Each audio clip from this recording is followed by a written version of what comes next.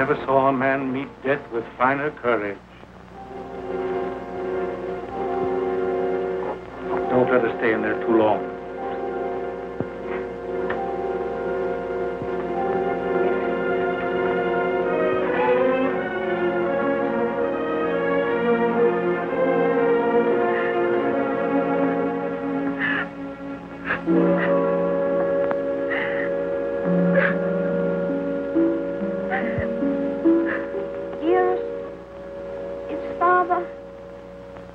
Well now? Yes, dear. He's well. He's quite well. We have no one left now but each other.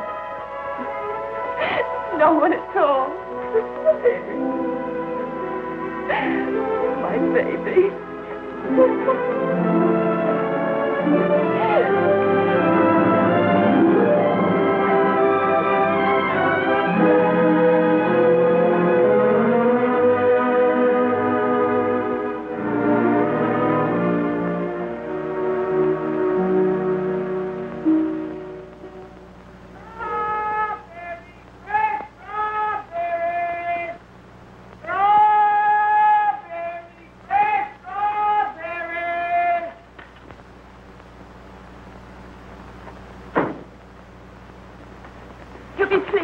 Won't he? Ach, the darling.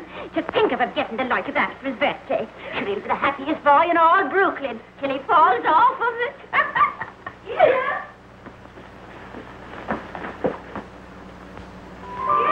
All right, Betty. Oh, dearest. Look. Mary's brother, Michael, has made it for me. And Mary's given me this book. It's The Adventures of Robin Hood and His Merry Men. Listen. Thanks, Violet. Touch made merry under your peril. However many you be, I defy you all. See, dearest, you're made merry, and I'm Robin Hood. They crowd around you. I'll never leave your side, however many there are. Oh, now, dearest, you cry out, help me, Robin Hood. Help me, Robin Hood. Help. Oh, it's no, I'm good. Help. There. Oh. Isn't that? Oh. You like it? Oh, my... Of all the events in my life, this is the most magnificent. Do you really like it, darling? It's what you wanted? It's exactly what I wanted. Oh, I do hope it is. Only you will be careful, won't you, and not let it run away with you or anything. I suppose I'm about the safest bicycle rider in the whole of Brooklyn. Do you mind that now, huh? No? Can I ride it now, dearest? Can I go now? Oh. I can't wait 1 minute. Mr. Hobbs has to see us and Dick. Can I go now, dearest? At once? Yes, dear, only do be careful. Oh, there we are. Oh, you know, let's go. Betty, do be careful of the streetcars as you get off the sidewalk. Wait a minute. Yes. Goodbye, dear. Goodbye. Oh, be careful, love.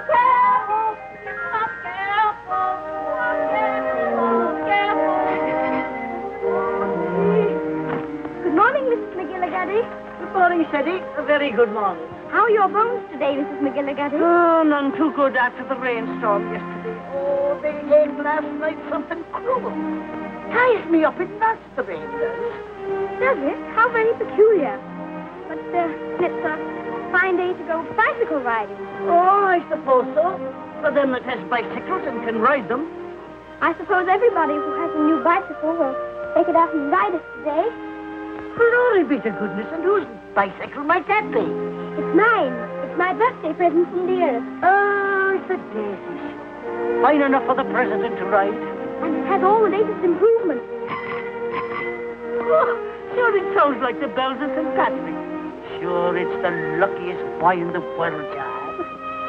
Well, I'll have to be going. Oh, I nearly forgot.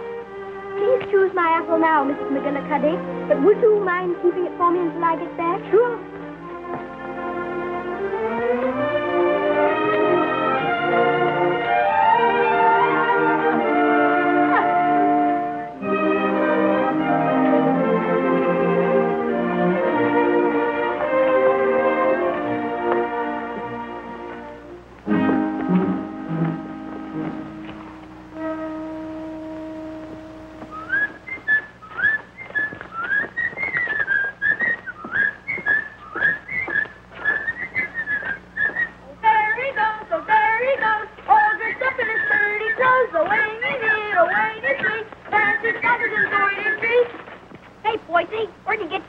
like it. I'd like to get by, please. Give us a little ride, will you, Bub? I'm sorry, no. Scared I'll get it dirty? No, but I'd rather ride it myself. Hey, English, when'd you get back from dear old London? I'm not English. I'm an American. Now, where'd you get that kind of gab? My father was English, if it's any of your affair. Oh, does your mother know you're out? Don't you dare talk about my mother. Mama's pet, Mama's pet, Mama's pet. I think you'd better take your hand off that wheel. Want to make anything out of it? I want to make you get out of the way. You don't dance, you sissy cat.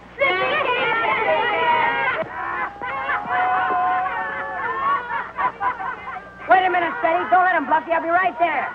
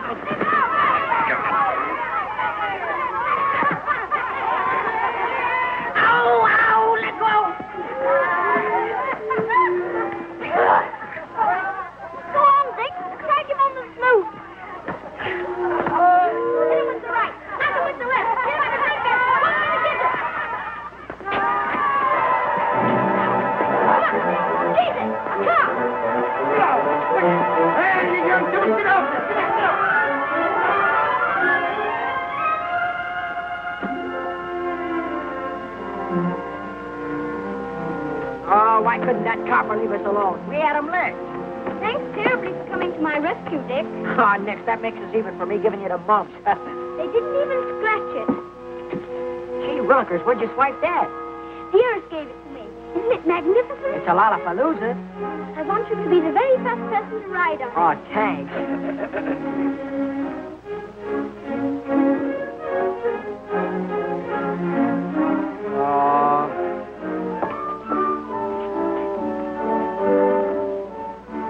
Thank you very much for your assistance, Mr. O'Brien. It's a pleasure, Freddie, my lad. Of course, I think we might have won anyway. Sure, and don't I know it? But I had to keep you from committing murder. I tell you what, Dick. I'll just go once around the block, and then you can ride it down to Mr. Hobbs' store. Make it later, 'cause right away I gotta go see my brother Ben off. He's going out west. Who is he? Where? Texas? No, Chicago. Oh, that would be splendid. Riding Mustangs and shooting bears. Here's my brother Ben now. Come on, Dick, I've got to leave. Well, come on down to Mr. Hobbs' store as quickly as you can.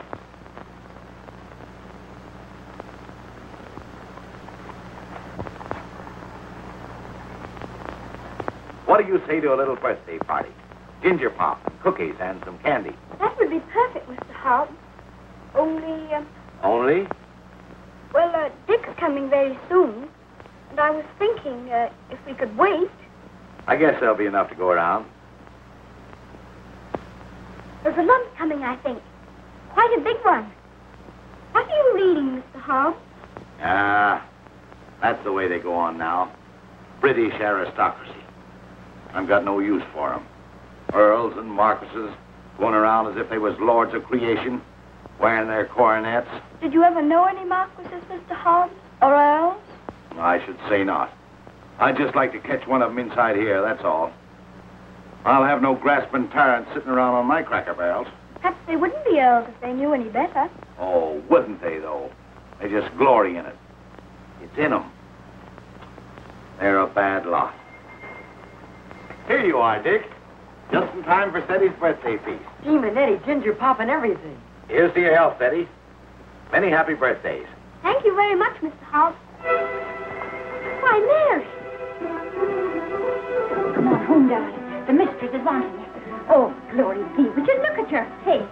I'm very sorry, Mr. Hobbs, but I shan't be able to stay for the feast. Is there anything wrong with Vera? Not at all. Sure, there's nothing the matter with her. What's happened, Mary? Now, don't be asking me any questions. Queer, strange things happening to us.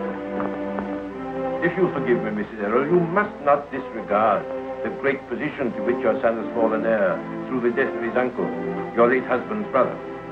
But what it amounts to, Mr. Havisham, is the But you want to take my boy away from me. Mrs. Errol, you must remember that I'm acting quite impersonally and simply as the lawyer of the Earl of Dorincourt. The Earl of Dorincourt disowned his son and has refused to recognize his grandson until now. Why should I give up my boy? I'm afraid I've been very stupid, Mrs. Errol. I should have told you. My instructions are that you shall accompany Lord Fauntelroy to England. Oh. However, I must remind you that Lord Dorincourt is not very friendly toward you. He's an old man and has always had very strong prejudices against America and Americans. He was bitterly opposed to his son's marriage. He's fixed in his determination not to see you. You live at the lodge, and a suitable income will be provided for you. The only stipulation is that you make no attempt to visit your son at the castle, nor even enter the park gates. There's your sister, Mary. Hello, Bridget. Why, what's the matter? Mrs. Michael, it's worse. There's no money. We can't pay the rent. I don't know what I'm going to do. Now, Bridget, I've more important things to attend to. I wonder what your husband's wishes would have been in this matter. You knew my husband? Yes, I knew Captain Errol well and liked him, as everybody did. He was greatly attached to his old home. Yes, I know. He, above everyone, would have appreciated what this means to your son, the very great advantages he'll have. Yes, you're right. My husband would have wished it. Mr. Havisham, I must ask you to let me tell Freddie about this in my own way and in my own time. He must never know his grandfather dislikes me.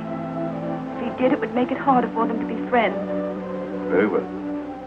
Your son will thank you for this when he's a man. I hope his grandfather would love Freddie. He has a very affectionate nature and has always been loved.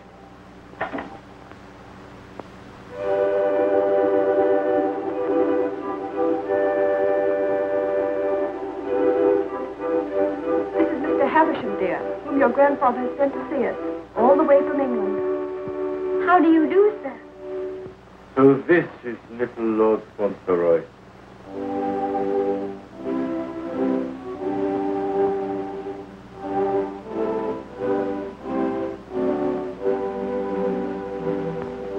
You see, dear, your grandfather has no more children now, and he's very lonely. So he wants us to go and live with him in England. Because he's an earl, and you are his heir, you will have a new name, Lord Fauntelroy. And someday you will be the Earl of Dorincourt. Oh, dearest, do I have to be an earl? None of the boys are earls. Can't I not be one? I'm afraid it can't be helped, dear. Just think, dear, soon we'll be starting for England. Do we have to go to England, dearest? I'd much rather not. Oh, what will Mr. Hobbs say?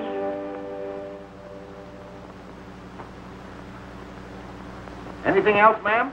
How much is your table butter? 13 cents a pound, ma'am. 13.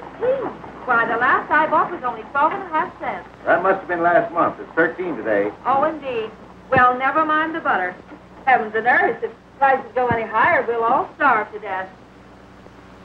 Say, Good day, ma'am. Hello, Sadie. What's the matter?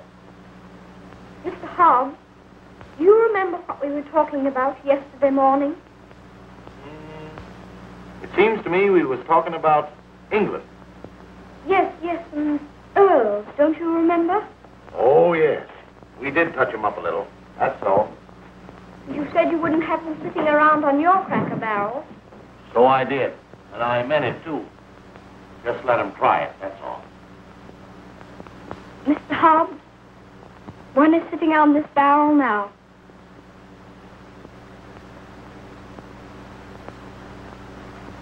What? Yes, I am one. Or I'm going to be. I won't deceive you, Mr. Hobbs. It's the heat.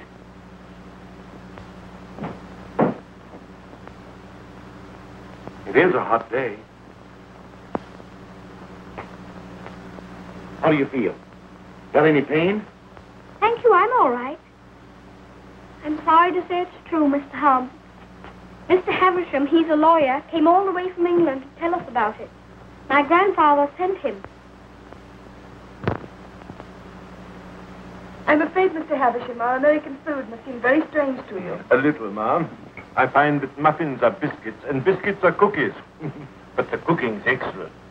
And after all, it's the company that makes a meal exquisite, not the food. Thank you, Mr. Havisham. When you're an earl, you'll give splendid dinners. One of the most beautiful castles in England. You know, I'm not sure I know exactly what an earl is. I think if anybody's going to be one, he ought to know, don't you? Would you mind explaining it to me? Well, someone is made an earl generally because he's done some service to his sovereign or some great deed. Oh, that's like the president. Oh, is it? Is that why your presidents are elected? Yes, sir. When a man is very good and knows a great deal, he's elected president. Then they have talks like processions, with bands, and everybody makes speeches. I used to think perhaps I might like to be president, but I never thought of being an earl. Being an earl is rather different from being a president. An earl is generally of very ancient lineage. What's that? Very old family. Extremely old. Oh, that's like the apple woman. She's 100, I should think. She's of such ancient lineage, it'll surprise you how she can stand up. I used to feel sorry for anyone who's so poor and has such ancient lineage. She says hers has gone into her bones, and the rain makes it worse. When I said ancient lineage, I didn't mean old age. The first Earl of Dolincourt was created an earl hundreds of years ago. Well, that was a long time ago, wasn't it, Nurse? Yes, dear. Many earls have been very brave men and have fought in great battles. I should like to do that myself. My father was a soldier and a very brave man, as brave as George Washington. I'm glad earls are brave. That's a great fountain. Would you excuse me a moment, please? There's someone I must see. Oh, certainly, of course.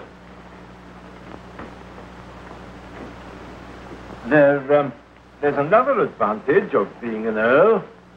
Some of them have a great deal of money. That's a good thing to have. I wish I had a great deal of money. Do you? Why? Well, there's so many things a person can do with money. If I were very rich, I'd buy the apple woman a little tent to put her stall in, and a stove. And I'd give her a shawl, because then her bones wouldn't feel so badly. And what else would you do if you were rich? I'd buy Dearest all sorts of beautiful things. Dearest? I call Mother Dearest because Father did. And there's Dick. And who's Dick? Dick's the bootblack. I'd buy him some new cloths and brushes and a new sign and start him out fair. He says that's all he wants, is to start out fair. Is there anything else? Well, I think Mr. Hobbs would like a gold watch and chain. But what would you get just for yourself if you were rich? Isn't there one particular thing you've dreamed of having? Yes. Pony. But I suppose that would be too much to even dream about. I'm so sorry. A poor woman who was in trouble came to see me. Oh, is it Bridget? Yes, dear. I wish we could do something for her. She has 6 children, and her husband is out of work. He has inflammatory rheumatism, and that's the kind of rheumatism that's dreadful. Before I left Dorincourt Castle, the Earl said that if you expressed any wishes, I was to gratify them and give you anything you desired. Now, here are £5. And your money, $25. If you have any desire to assist this poor woman, I'm sure your grandfather would wish it. Can I have it now? Can I give it to her this minute? May I be excused, please, dearest? Yes, Freddie. Bridget! Bridget! Wait a minute! Here's some money. My grandfather gave it to me. For you. That's a great deal of money, Mr. Havisham. We've never had very much. I'm just beginning to realize the great power Seti will have. Such a child still. I'm a little afraid. I think from what I've seen of him, that you have nothing to fear. Oh, I hope not. He mustn't be spoiled by all these wonderful changes.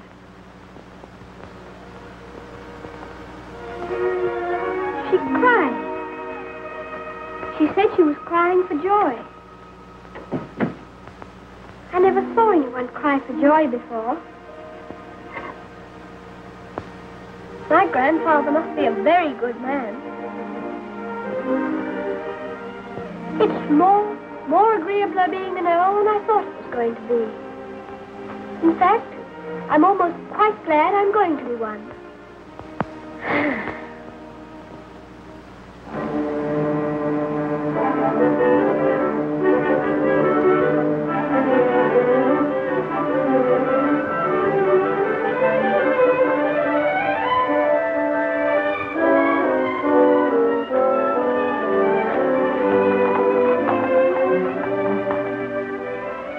We always liked that little house, didn't we, dearest? We always will like it. Yes, darling. Yes.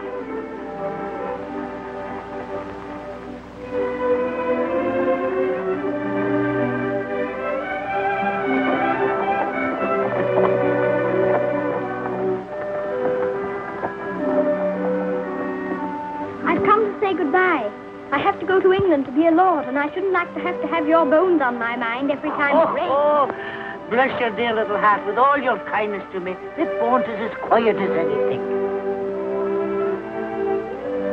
Can I give you a kiss for love? Of course.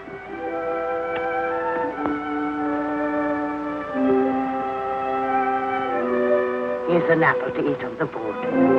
Thank you very much. Oh, no, darling. Why should you pay? As my late husband used to say, this one's on the house. Thank you again. Well, goodbye. Goodbye, darling.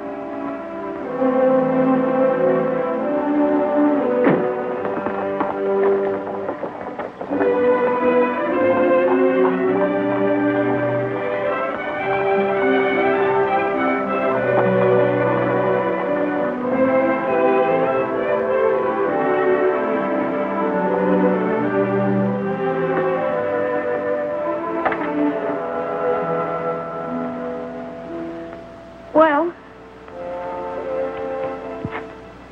Well, well, well, well, goodbye. I hope trade will be good. Gee, if trade gets any better, I'll be rolling around in diamonds and pearls. That would be splendid, wouldn't it? I hope you have every sort of luck and happiness. Thanks, same to you, and I hope you think about us sometime when you're way over there, as they say, on foreign soil. I'll think about you all the time, and I'll write to you, and you must write to me. Here's where you send your letter. Gee, I wish you wasn't going away. Thanks, mister, for all the swell things you've done for him. Certainly deserves it. He's a game little kid. Gee, I almost forgot. Yeah, I bought this for you. It's a handkerchief. You can use it when you get among them swells. Oh, Dick, it's beautiful. It's extraordinary. I'll use it always. Thank you, Dick. Thank you very much. Well, goodbye. Well, goodbye.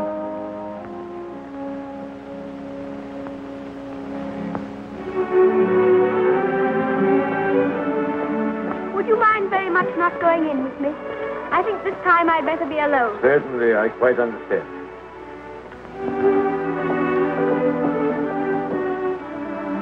This is for you, Mr. Hobbs.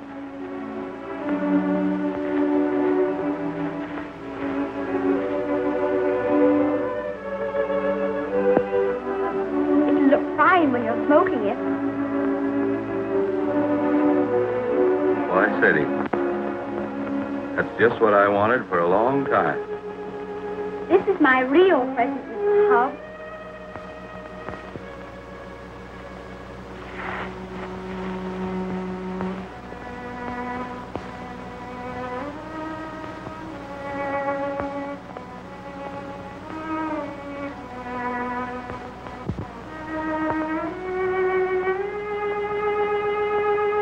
something written on it, inside the case.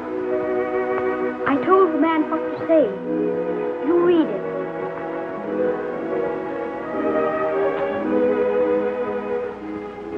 From his oldest friend, Lord Fauntelroy, to Mr. Hobbs. When this you see, remember me.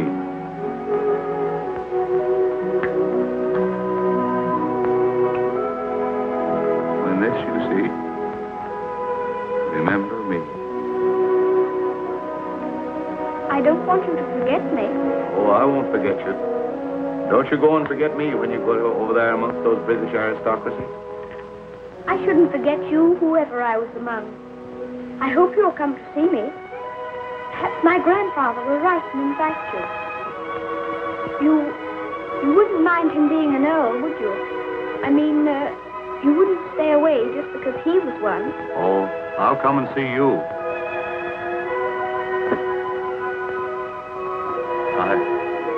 I won't be able to help myself.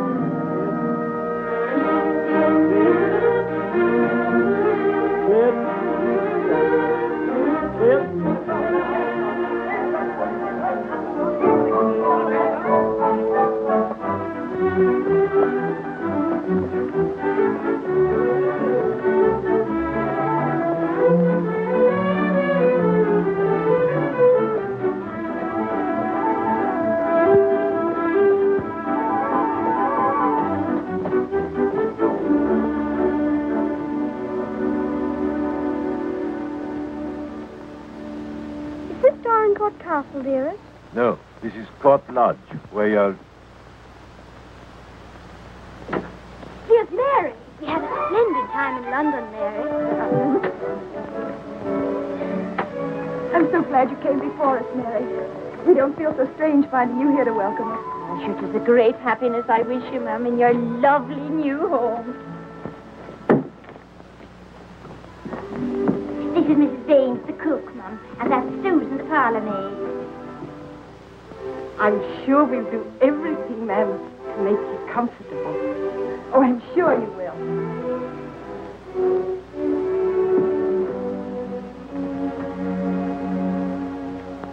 I must say goodbye. The carriage is waiting to take me to the castle. I must tell the Earl of your safe arrival. You needn't go tonight. I'd so like to have him with me my first night here. No, I'm sure Lord Dorincourt won't expect his grandson tonight. Tomorrow will be time enough. I dread so to tell him that we're not going to live together anymore. I'm a coward, I know. Putting it off so long, but it's the most difficult and most cruel thing I've ever had to do.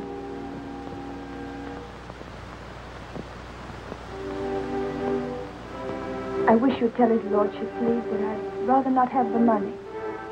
You mean the income he wishes to settle on? I have a little money of my own. It's quite enough to live simply on. I must accept the house, of course, because that makes it possible for me to be near Seddy. I'm grateful to him for that, but... He'll be very angry. He won't understand it at all. I think he will understand. He must understand that I can't accept money from a man who hates me so much that he's separating me from my boy. I'll deliver your message.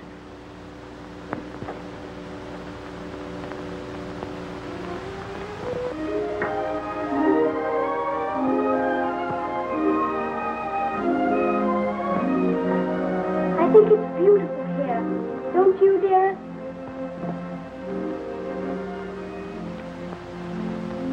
Steady, darling. There's something I must tell you. You're not going to understand it, I know. But I want you to believe me as you always have when I tell you it's for the best.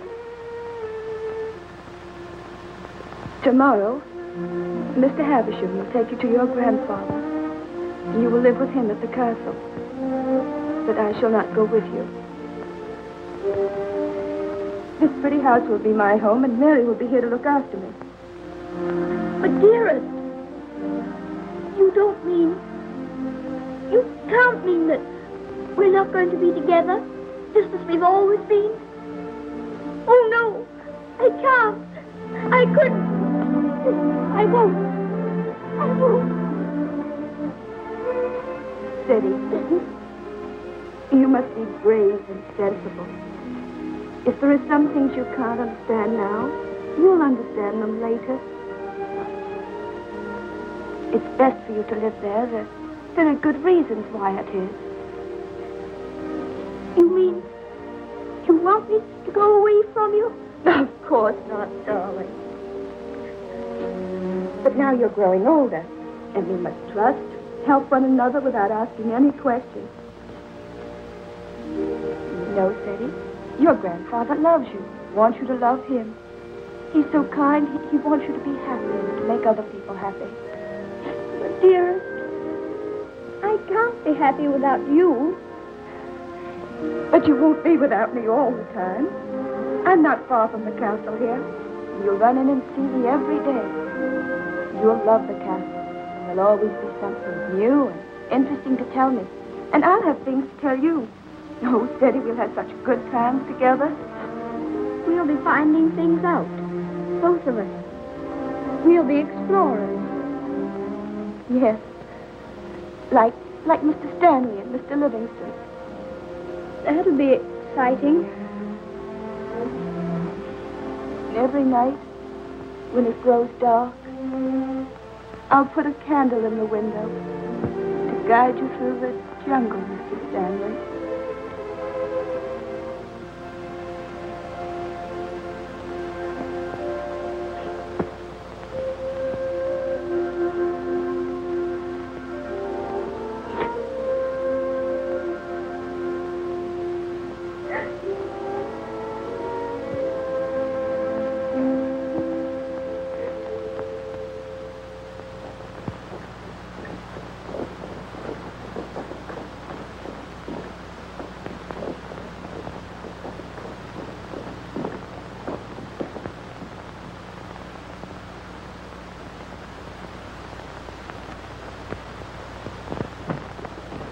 Ah, Newick, how's his lordship? In a rare mood this evening he is. He told me to evict all the tenants if they weren't paid up. Oh, I dare say that'll be a job to your liking.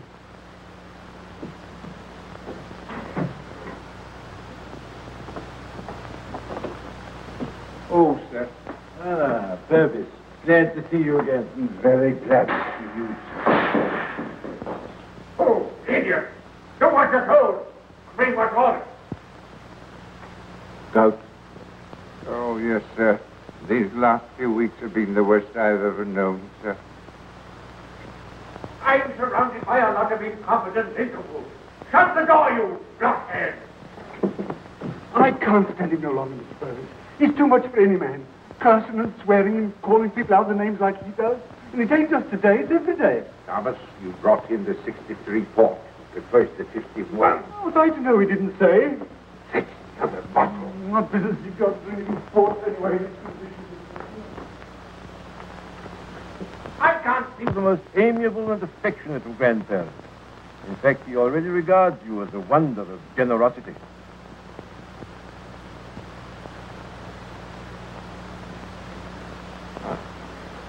He does, huh? I would suggest, my lord, that Fauntelroy's impressions of you depend entirely upon yourself.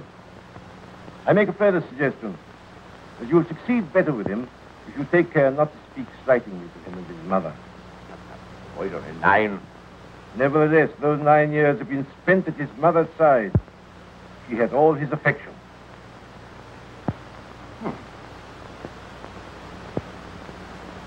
Seems to me generous, eh?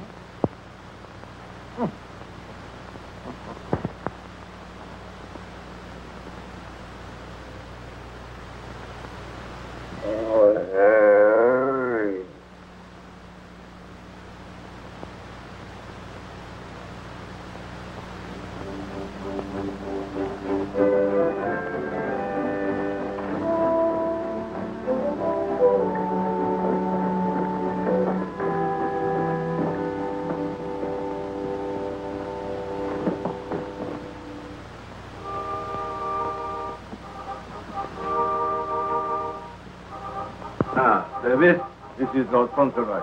My lord. How do you do? Thank you, my lord.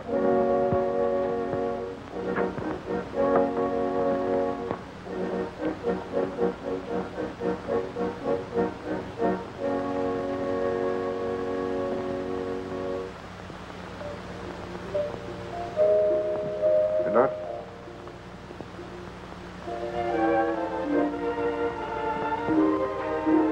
This is Lord Fauntelroy, Helen. Lord Fauntelroy, this is Mrs. Mellon, the housekeeper. How do you do, ma'am? I should know his lordship anywhere, sir.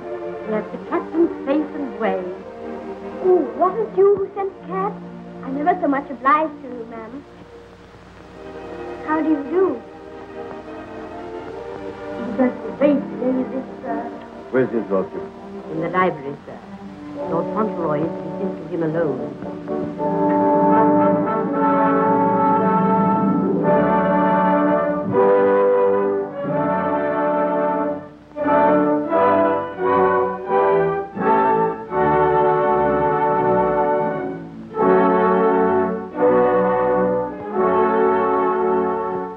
Lord Fauntelroy, my lord.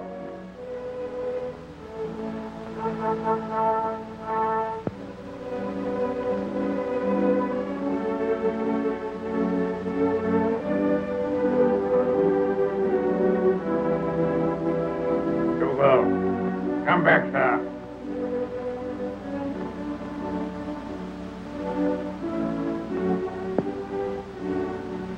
How do you do, sir?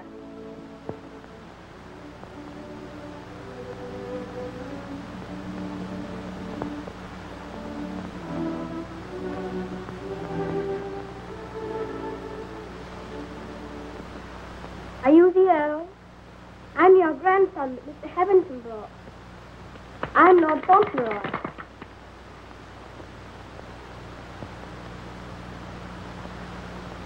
I hope you're quite well. I'm very glad to see you. Ah, you're glad to see me, are you? Yes, very.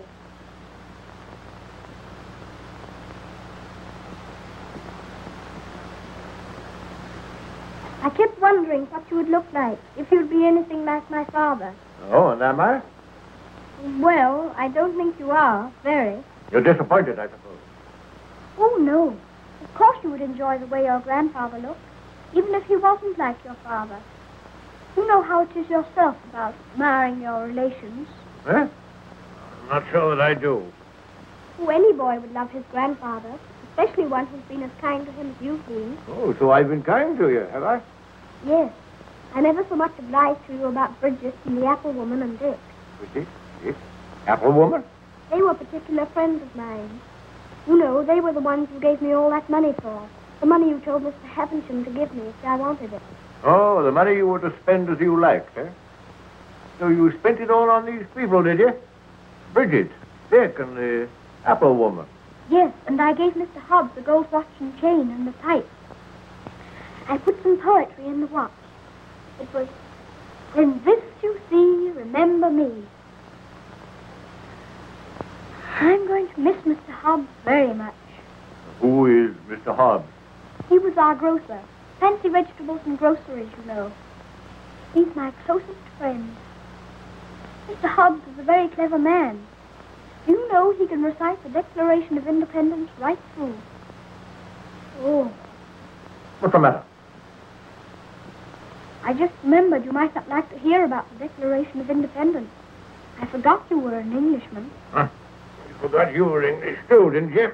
Oh, no, I'm an American. You are English. Your father was an Englishman. I was born in America.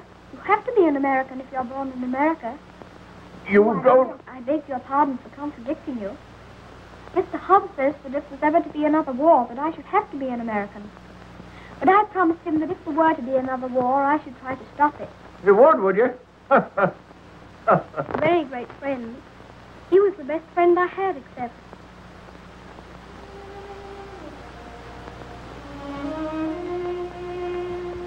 Fauntelroy, what are you thinking of? I was thinking of Dearest. Who is Dearest? She is my mother.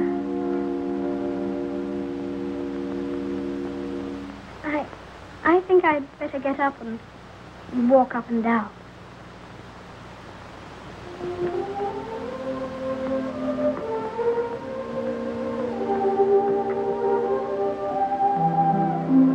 He's a very nice dog.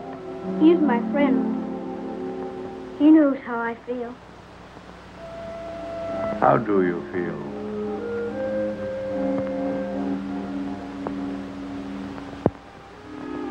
Come here.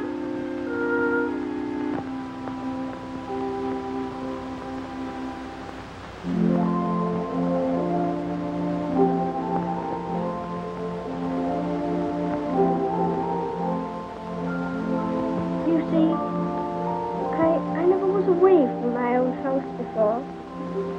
It makes a person feel a strange feeling when he has to stay all night in another person's castle instead of his own house. But dearest is not very far away from me. She told me to remember that. And after all, I'm 9, you know. And I can look at the picture she gave me.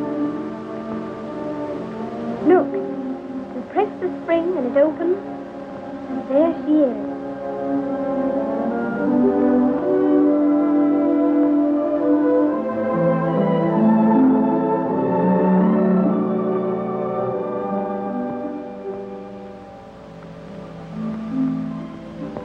And I suppose you think you're very fond of her.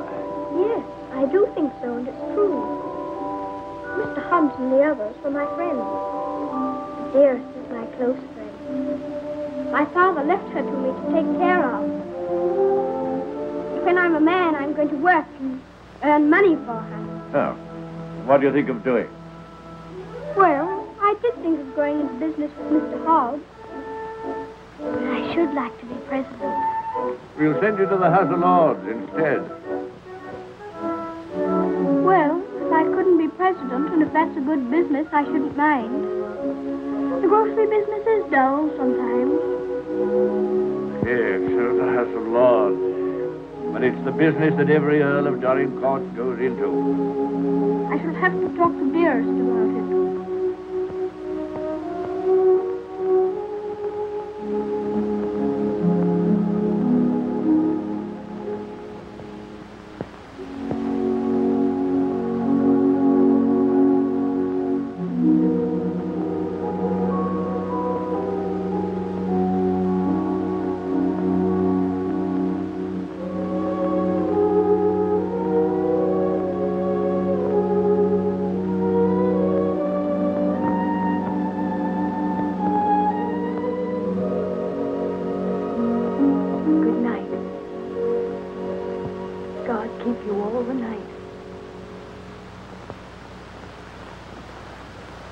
Morning, Thomas. Good morning, sir. Is the Lordship?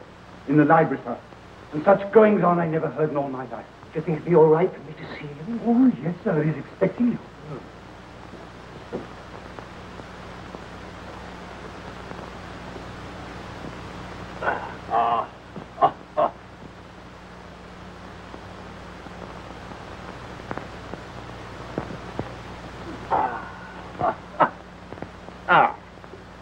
Morning, Mordaunt. Found a new employment, you see. Any good at marbles, Mordaunt? My muscles are a little stiff, my lord, but I'll see what I can do. No, pity about that. I'd forgotten about your age.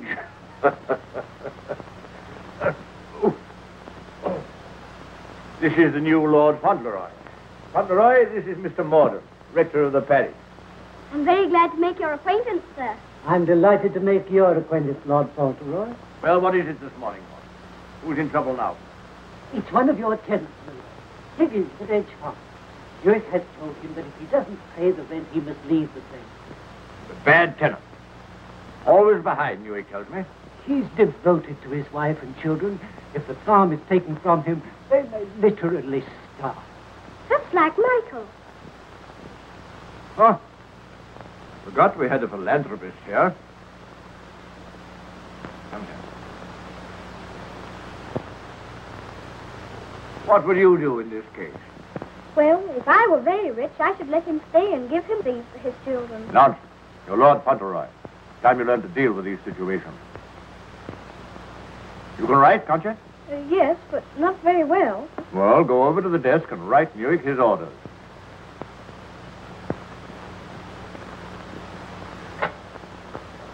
Now, what must I say?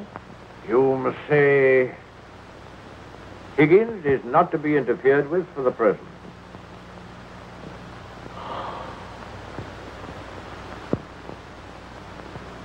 And sign it Fauntelroy.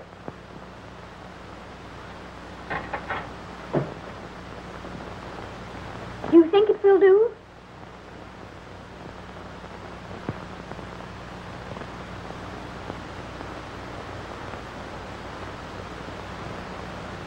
Yes. Higgins will find it entirely satisfactory. Mr. Hobbs always signed his letters that way, and I thought I'd better say please. Is that exactly the right way to spell interfered? Well, it's not exactly the way it's spelled in the dictionary, but... I was afraid of that. Yes, Higgins won't complain of the spelling. I think you must be the best person in the whole world. Don't you, Mr. Mordaunt? I shall write and tell Mr. Hobbs. Oh, and what'll you tell him? I shall tell him I think you're the kindest man I ever heard of.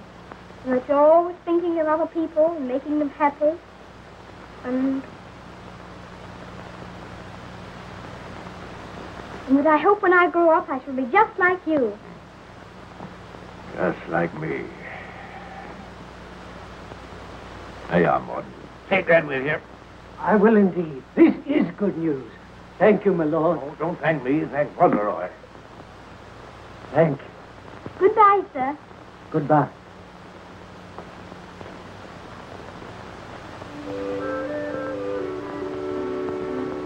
May I go to see dearest now? I think she'll be waiting for me. There's something for you to see in the stables first. Ring the bell. In the stable? If you please, I'm very much obliged, but I think I'd better see it tomorrow. She'll be expecting me all the time. Oh, very well. We'll order the carriage. You don't care to see what's in the stables? Oh, I do, I do. Oh, it doesn't matter. It's only a pony. Pony? Whose pony is it? Yours? Mine? Yes. Oh, I never thought I'd have a pony. I never thought that. How glad dearest will be. You give me everything, don't you? Wouldn't you like to see it? Of course I want to see it. I want to see it so much I can hardly wait. But I'm afraid there isn't time. You must see your mother this afternoon. You can't put it off till tomorrow? Why, she's been thinking about me all morning. And I've been thinking about her. Oh, you have you? I'll ring the bell.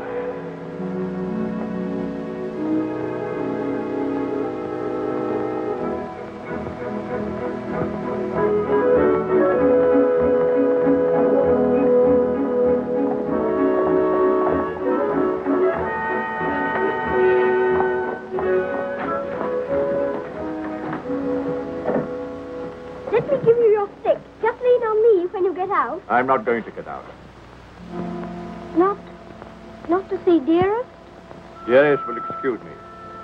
Go and tell her that not even your new pony would keep you away.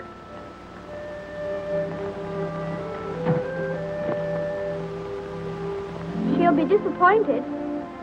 She'll want to see you very much. I'm afraid not. The carriage will call for you as we come back. Drive on, Jeffries.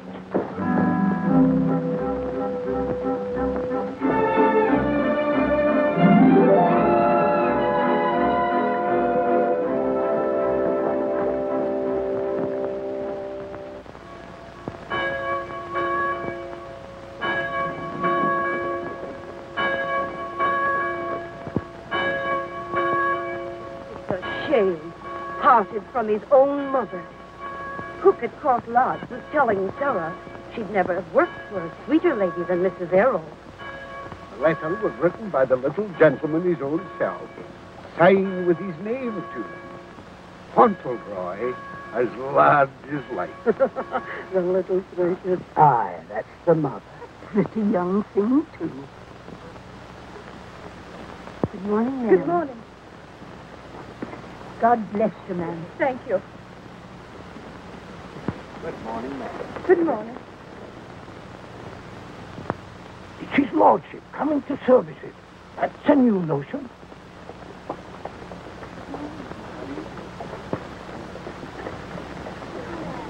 They say even his gout's improving. Look at the young lord. He's Captain Cedric all over again. He's the captain's stuff to the life. How glad the people are to see you. Take off your hat, Fauntelroy. They're bowing to you. To me? How do you do? Good morning, Lord. God bless your lordship. Long life to you. Thank you. Morning, Lord.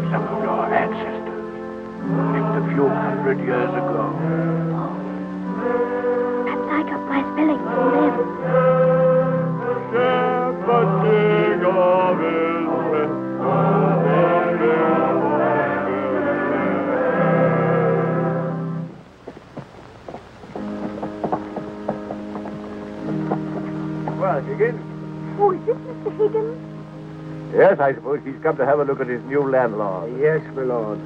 I understand his young lordship was kind enough to speak for me, and I thought I'd like to say a word of thanks. I've got a great deal to thank your lordship for. Oh, I only wrote the letter. It was my grandfather who did it. You know how good he always is to people. Is Mrs. Higgins well now? Yes, your lordship. The missus is better since the trouble was took off her mind. My grandfather was very sorry about your children having the scarlet fever. You see, Higgins, you people have all been mistaken about me. Lord Fauntelroy understands me. If you want a little reliable information on the subject of my character, apply to him. Get in the carriage, Fauntelroy.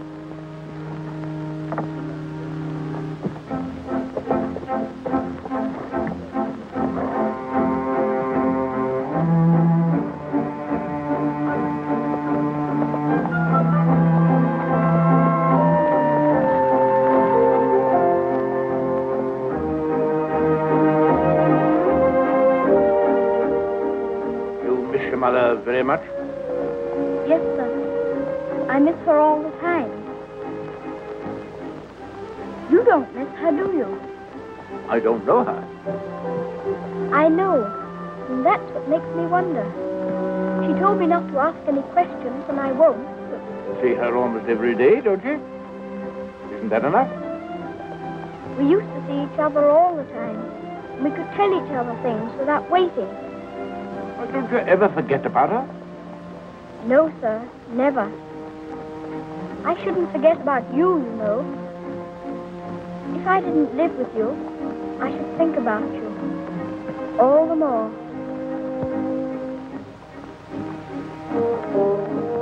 On my word, I believe you would.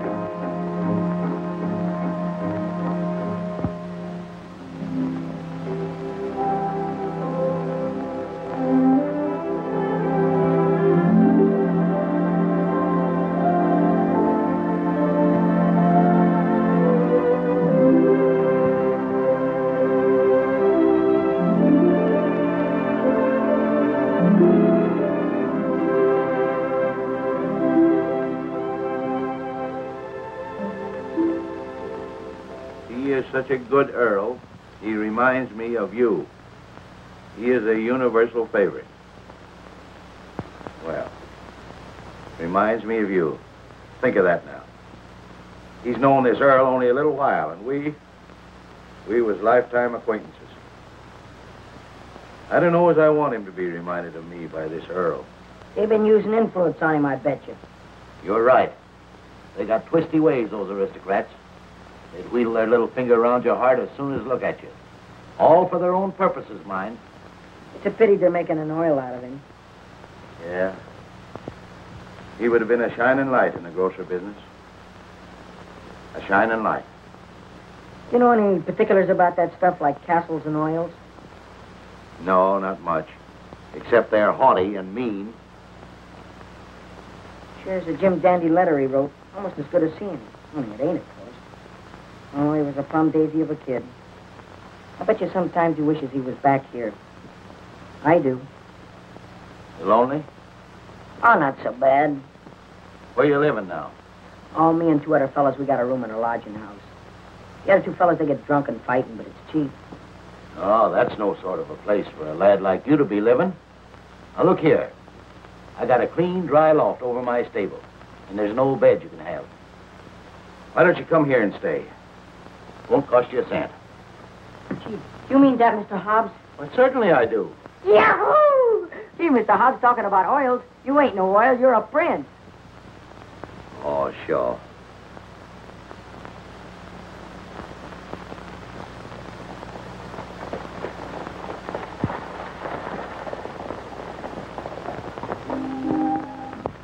I wonder whether he will have an American accent.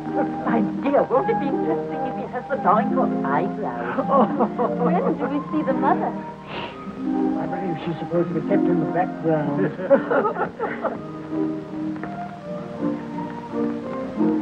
Well, Molyneux, is this the boy? Yes, Constantia, this is the boy. Fauntelroy, this is your great aunt, Lady Lorridale. How do you do, great aunt? How do you do, young man? You're like your father. I loved him more than most people in this wicked world. Oh, did you know my father? Know him, of course I do. Oh, then you must be dearest. She will enormously like to talk to you about him. You see, I was the only one she could talk about him to who knew him. But I was so small when he... Yes, Fauntelroy, this is your great uncle, Sir Harry Lorridale. How do you do, sir? Here you're fond of horses. I confess to you, Constantia, that what you'll probably see for yourself. There's a risk of my becoming rather an old fool about him. Becoming? By the way, the mother, what does she think of you? I don't know. I'm not. You must come over to Lorridale Park one day and see us. There's some new cocker puppies in the kennels. You shall have your pick. Oh, thank you very much indeed, Uncle. Only Dougal might be offended. You see, he's very fond of me, and I really shouldn't like to hurt his feelings. Hurt his feelings. That's a good one. Did you hear that, Connor? Hurt his feelings. This is Miss Herbert Fauntelroy. I want you to be great friends with her. How do you do? Have you met Dougal? He shakes hands beautifully. Shake hands with Miss Herbert, Dougal. He's a great friend of mine. I like making friends, don't you? Yes, I do. May I be your friend? And Dougal. Oh, yes, if you please. Okay, Lumbago, Fortescue. Better, I hope. Thanks. Much better. I've known Dorincourt as well as anyone could know him for 35 years. And that's the first time he's ever bothered to inquire about my health. Most extraordinary. Oh, Havisham, you're late. What's kept you? Beg your pardon, my lord. I was detained by extraordinary news. You? What? What news? Not now, if you don't mind. Later, my lord, later.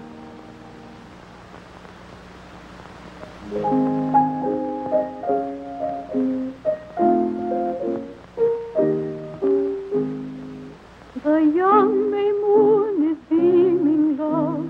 The glow and laugh is gleaming, love.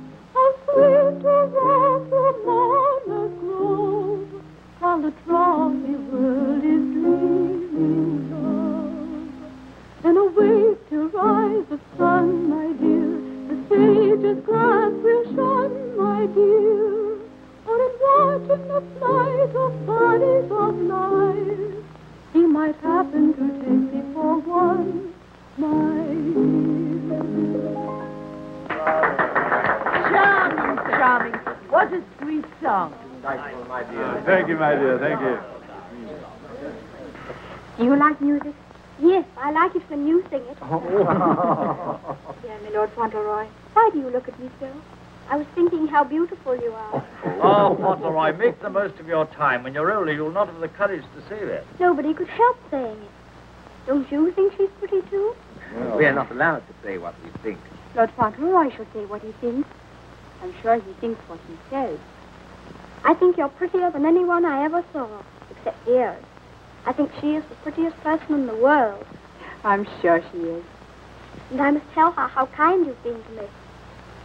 I never was at a party before, and I've enjoyed myself so much. Oh, I beg your pardon.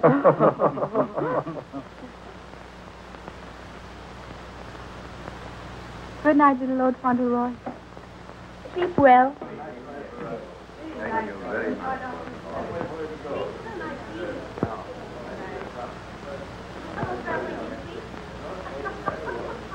Good night. So glad you came.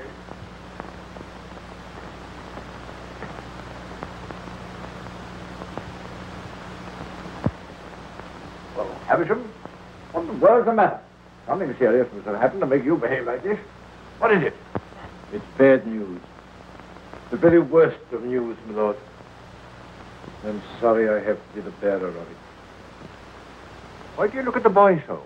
You hang over him like a bird of ill omen. Has it anything to do with Fauntelroy? My lord, I waste no words. My news has everything to do with him. If we're to believe it, it's not Lord Fauntelroy who lies asleep before us, but only the son of Captain Errol. The present Lord Fauntelroy is the son of your boy Bevis, and at this moment is in a lodging house in London. What do you mean? You're mad.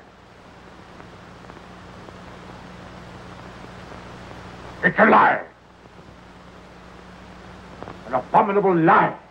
If it's a lie, it's painfully like the truth. A woman came to my chambers this morning and told me that she married your son Bevis in London 11 years ago. She showed me the marriage certificate. The child was born shortly after Bevis deserted her and was taken by her to America. Oh, the woman's obviously an imposter. It's a trumped-up fraud. I'm afraid not, my lord. I saw the boy's birth certificate. She's, I'm afraid, a very ignorant person. But she's consulted a lawyer who advises her that her son is, of course, Lord Fauntelroy and the rightful heir. She demands that his claim be immediately acknowledged. I'll protest this to the last. I'll disown Bevis, his boy. I'll have nothing to do with him or his mother. You can't disown him, my lord. Nothing we can do can keep the eldest son's child from his inheritance.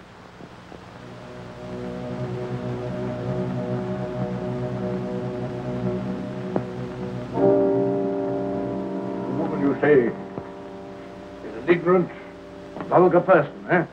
She can hardly spell her own name. She's obviously uneducated and openly mercenary. And I objected to his mother. I suppose it's retribution. If anyone had ever told me I could be fond of a child, I wouldn't have believed them. I always detested children. I owe them more than most. But I'm fond of him. Oddly enough, He's fond of me. You know, Havisham, I'm not popular. I never was. But he's fond of me. Never was afraid of me. Always trusting me. Yes, Havisham. He'd have filled my place better than I filled it. He'd have been an honor to the name. You rang, my lord? Take Lord Fauntelroy to his room.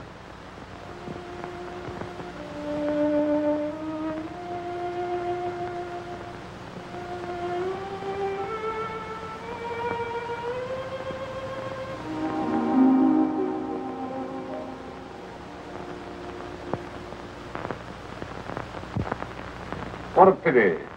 The boy's a thoroughbred if ever there was one. I suppose you may say it's a judgment on Molyneux. But that boy, the first human being he ever loved. Will Molyneux take the case to the courts, do you think?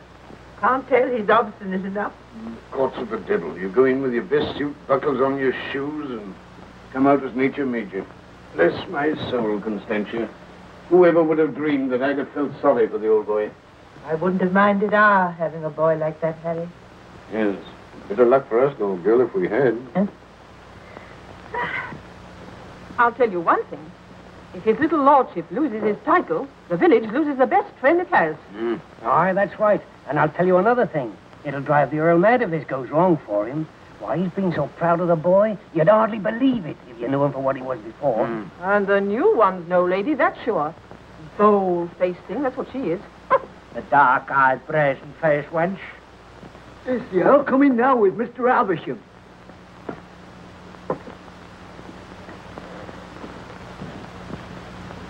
You've someone here calling herself Lady Fauntelroy. I want to see her. Aye, come the ways, my lord. This way, my lord.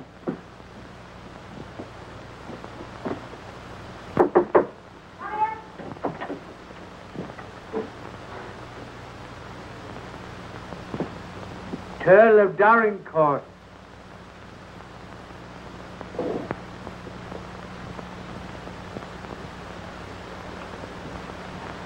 Pleased to meet you, I'm sure, my lord.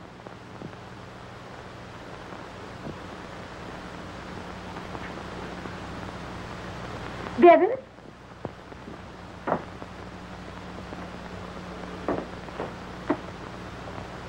Go shake hands with your grandpa.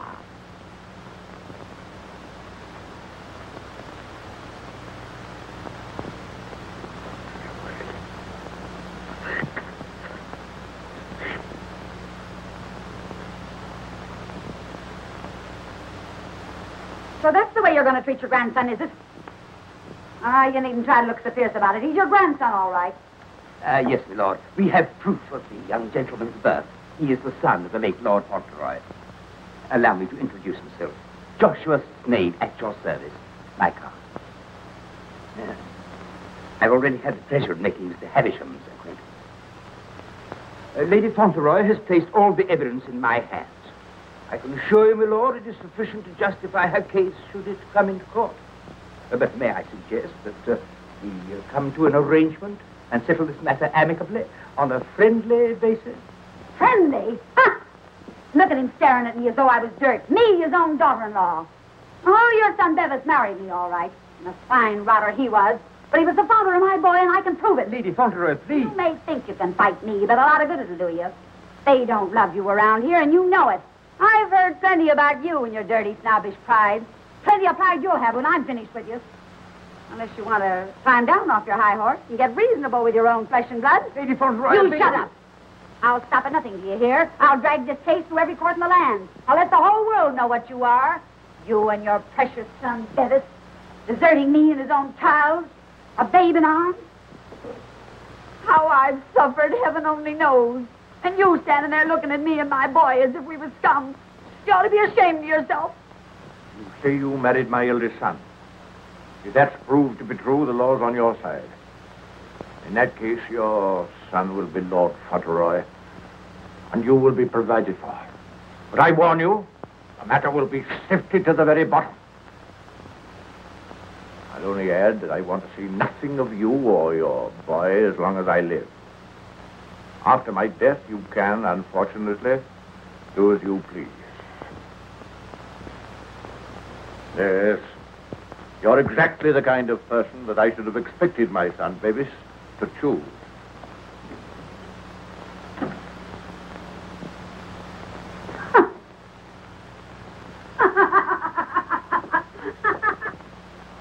I'm afraid, Dorincourt, there can be no two opinions. At least that's how I see it. You agree, Semple? Yes, I'm afraid we can see it no other way. But it's monstrous. That woman, that boy, are utterly unfit. Alas, the law can take no cognizance of such things. I sympathize, Dorincourt, more than I can say. Sympathize? What's the use of that? If we take it to the courts, you think there can be only one result? I'm afraid so. The birth certificate, everything we have, point the same way. If you take it to court, you'll have the expense and the notoriety, and only, I fear, one possible result. Perhaps the boy won't turn out so badly as you fear. Perhaps you can do something with him. That boy? That oaf?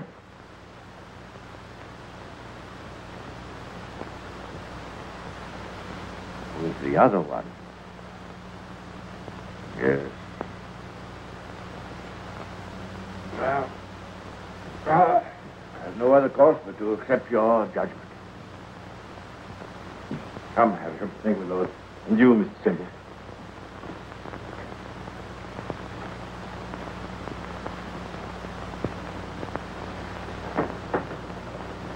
It's the Earl, ma'am. The Earl himself. Show him in.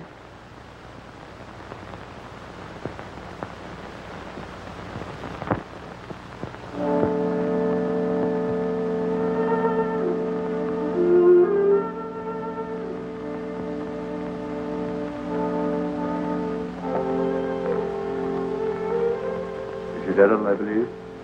Yes, I'm Mrs. Errol. I'm Lord Dorincourt. The boy is very like you. People have often said so. I'm glad to think he's like his father, too. Yes, he is. Like my son. Won't you sit down? Thank you.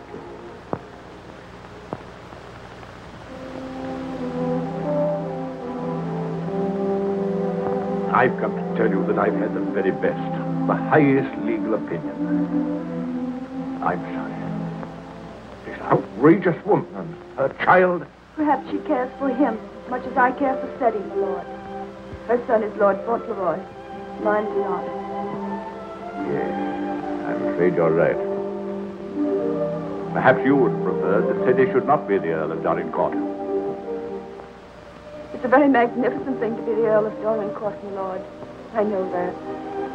But all I care about is that Seddy should be what his father was. Brave, just, and kind, always. A striking contrast to what his grandfather is, eh? I haven't had the pleasure of knowing his grandfather. I know my little boy believes. I know that Seddy loves you. Would he have loved me if you told him why I didn't receive you at the castle? No. Honestly, I think not. That's why I didn't wish him to know. Well, there are very few women who wouldn't have told him. Yes. Seddy is fond of me. And I'm fond of him. I can't say that I was ever fond of anyone before. But he pleased me from the first. I'm an old man. I was tired of my life. But he's given me something to live for. More than that. More than that. I'm proud of him. I was satisfied to think that one day he'd be taking my place as head of the family. I'm miserable. Miserable.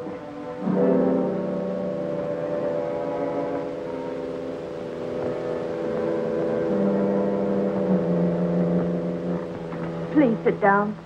You've been so much trouble, you must be tired. And you need all your strength. Thank you.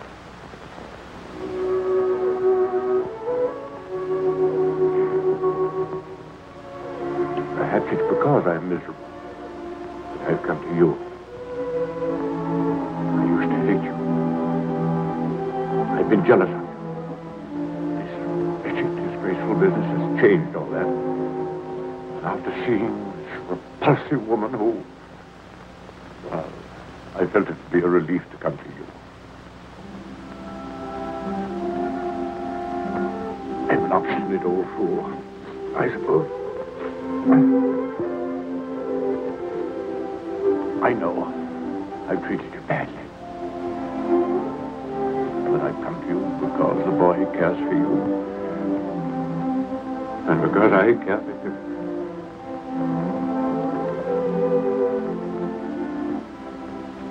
Treat me as well as you can. For the boy's sake.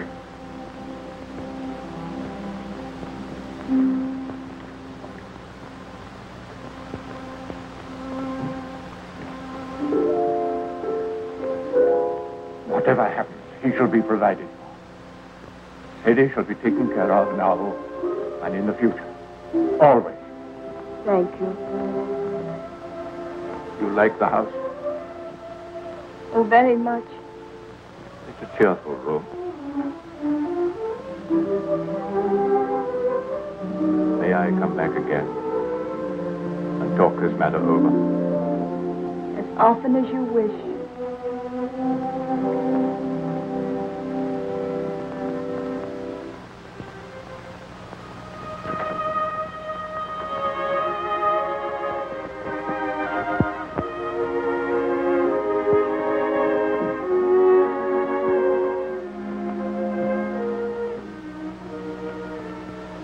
Heard bad news, haven't you? Yes. The worst. And I'm not Lord Fauntelroy anymore, am I? She's beaten me. Then the other boy, he will have to be your boy now, won't he? Like I was? No. He'll have to live in the castle if he's Lord Fauntelroy, won't he? That common little brat shall never enter this place in my lifetime. I'll take care of that. Then I can still be your boy, even if I'm not going to be the Earl? Just like I was before? My boy. Yes, you've been my boy as long as I live. And by Jove, sometimes I think you're the only boy I've ever had. Then I don't care about the Earl part at all. I thought, you see, that the one that was going to be the Earl had to be your boy. That I couldn't be. I shall never take anything from you that I can hold for you. Come what may, you shall have all that I can give. All. And dearest, will her house be taken away from her? No. They can take nothing from her. Nothing from either of you. Come. Time you were asleep.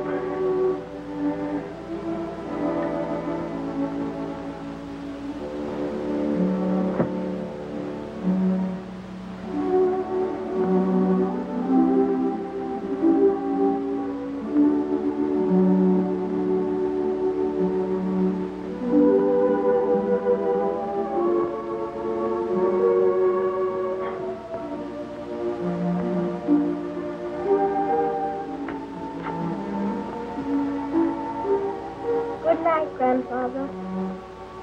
Good night, my boy.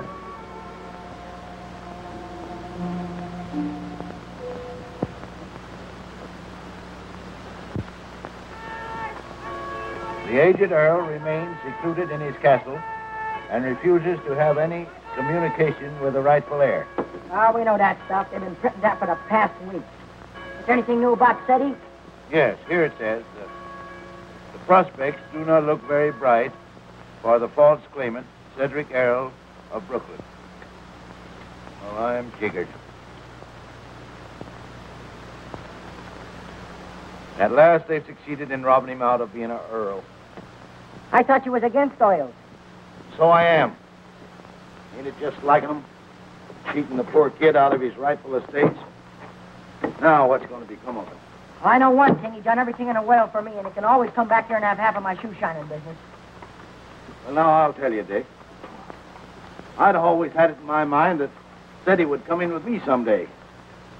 He'd be a shining light in the grocer business. The new Lady Fauntelroy was formerly an actress. She is said to have played in New York and London. Continued on page 5. Here's a picture of her.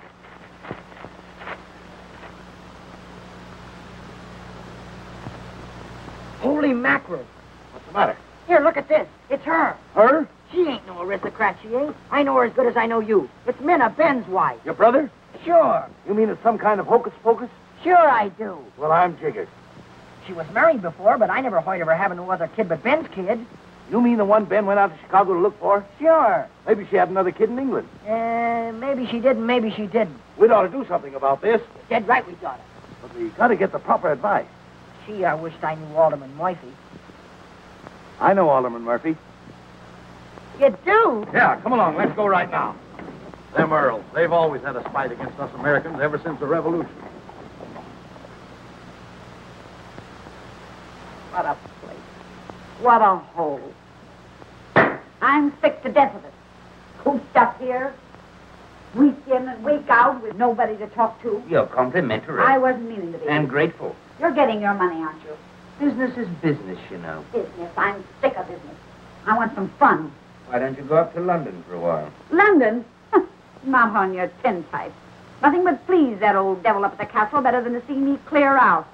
Well, I'll stay here in this rotten country pub. You've lived in worse places in your time, I've no doubt. That's none of your business. You keep a civil tongue in your head or I'll hand you your walking papers. I wouldn't. What do you mean? Just what I said. I wouldn't try anything like that, Minna. I'm Lady Fauntelroy to you. Come in.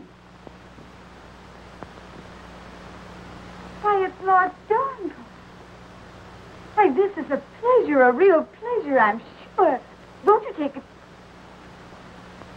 Hello, Minna. Why, hello, Dick.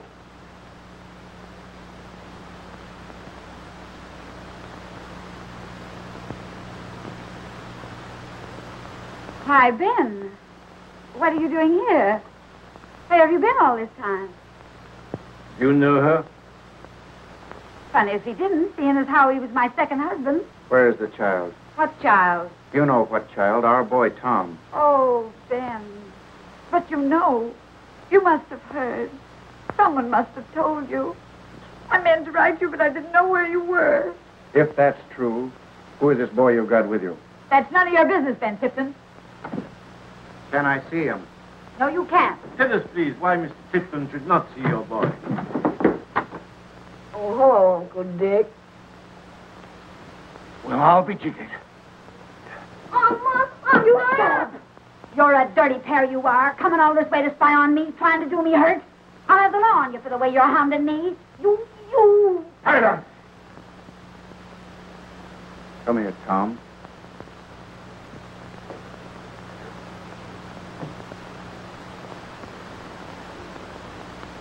I knew nothing of this, my lord, I assure you. There's a little matter of a forged birth certificate. But I swear to you. Oh, never mind, Havisham. I've had enough of this. Too much. The sooner the pair of you are out of this country, the better. Come on, Havisham. You'll be sorry for this, you will. It's prosecution, that's what it is. It's robbery.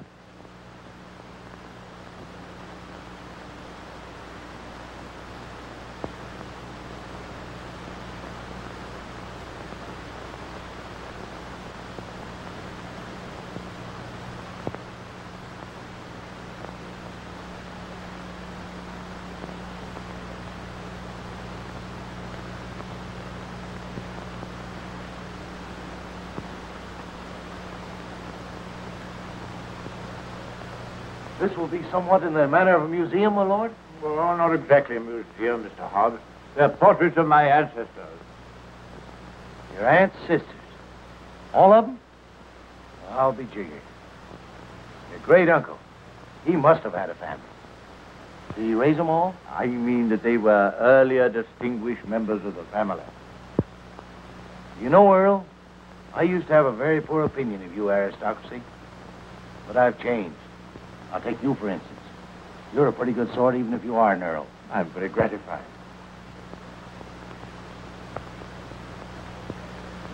A bit gay, wasn't he? Yes. That's why I had the gout, Mr. Hobbs. Oh. And they was all Earls. And said he's going to be one. And own all this. And he'll be worthy of it, Mr. Hobbs. Sure he will. All these Earls. You know, I wouldn't have minded being one myself.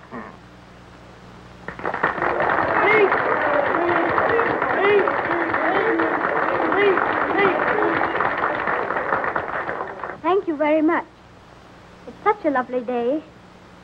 I always like having birthdays, but never one so much as this because you're all so kind to me. My grandfather wants everybody to be happy and comfortable, and I'll want it too when I'm grown up. I think that's all because I'm not very good at making speeches, but I must say that I'm very much obliged to you for liking my birthday. Ripping little nipper. Ain't he a daisy? I'll bet you boys elect him king someday. I didn't know the little fella could talk so good. Why, he makes a better speech than Alderman Murphy. By Jove. Oh, well, I'll be jiggered. And I've another birthday present for you. Another one besides all the things this morning? Yes, the best of them all. Oh, dearest! Oh, dearest! Oh, dearest, I was wanting you here. I was wanting you here so terribly much. Were you, darling? Fauntelroy, your mother's come to live with us in the castle. To live with us? To live with us for always? Are you sure you really want me? We've always wanted you, but we weren't exactly aware of it. Well, Mr. Hobbs, it's so nice having you here with us. I dread to think of you ever going back to America. Not to live there. Not to live there. America's a good enough country for them that's young and stern, but there's faults in it. There's not an aunt's sister among them. Nor an earl.